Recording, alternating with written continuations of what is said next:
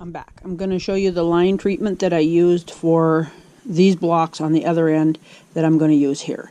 So first I get pattern quilting,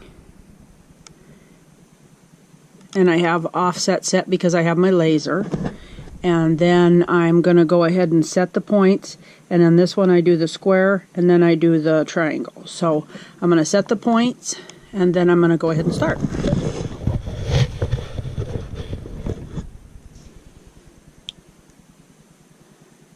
Okay. Okay. Okay. Okay. I could have done the 4-point thing on this so that it fit this into there, but it was a lot of extra work, so I just designed a pattern to fit in. Now I'm going to say done, and it's going to ask me, do I have an inner boundary? And I'm going to say no. Then I'm going to go to my saved patterns, and I've elongated that one right there. So I'm going to pick it, and it's too big, but I'm going to say modify, and then I'm going to tell it to scale it to 100% of what I used last time. And then I'm going to use 3 fingers to rotate it in there to fit better in this. And then 1 finger to move it a little bit. And it looks just a little bit small because I can go clean out to the red line, so I'm going to pinch and go a little bit out. Then I'm going to tell it to center it. Of course, it moved it onto that line, so it looks like I can pinch it just a hair more. Went too far. Pinch it. And center it. It can be just a little bigger. Center. Okay, so I'm going to move it up with my finger just a hair. And fingers aren't very steady, so you can always use these other little buttons. But anyway, I like it. It's there. Now I'm going to tell it to... I'm not going to do any jumps. I'm going to jump stitch the inner boundary, or jump stitch the outer boundary, because I'm not sewing that. I'm just going to tell it that I'm done. Tell it to move to the start point.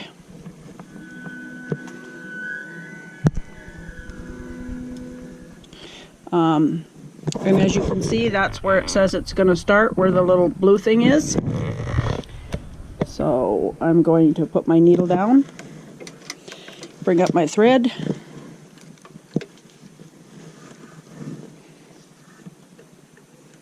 hold on to it, and go.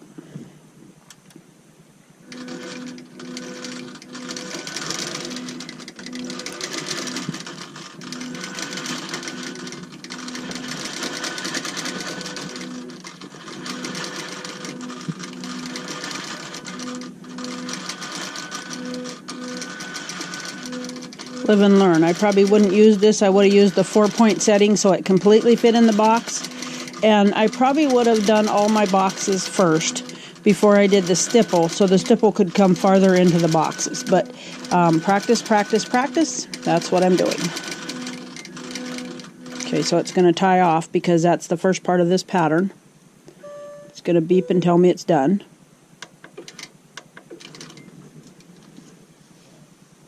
Okay, it didn't like that.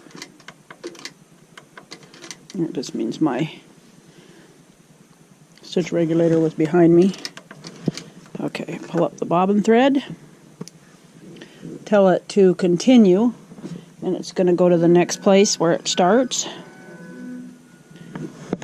Needle up, needle down, pull my thread.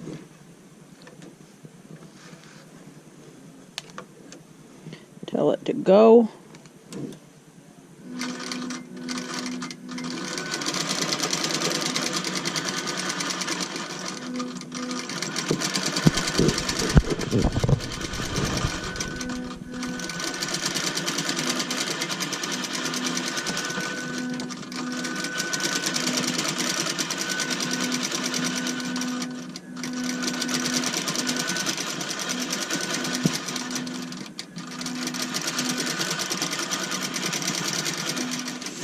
Since I'm not doing this, but I have to stay here, sometimes I'll swing my legs around to get the blood circulating in them. Because my legs get tired just standing and watching it.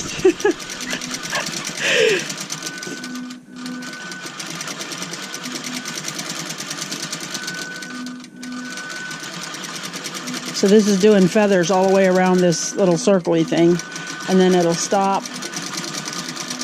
Not sure, maybe it draws a circle first before it stops. It's been a while since I did this one.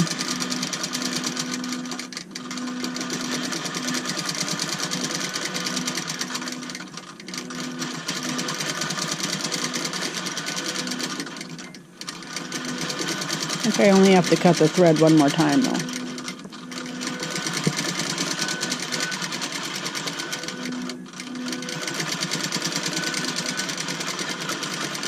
So I elongated this pattern. It was more of a round pattern, but it didn't fit inside my rectangle good enough that I liked it.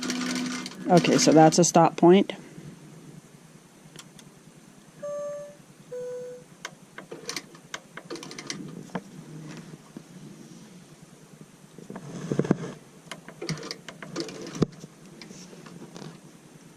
Pull up my bobbin thread. Continue.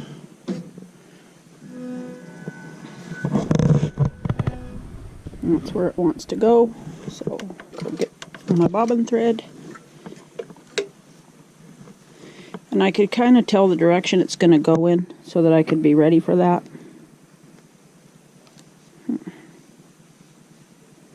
That's kind of strange. I'm going to stop.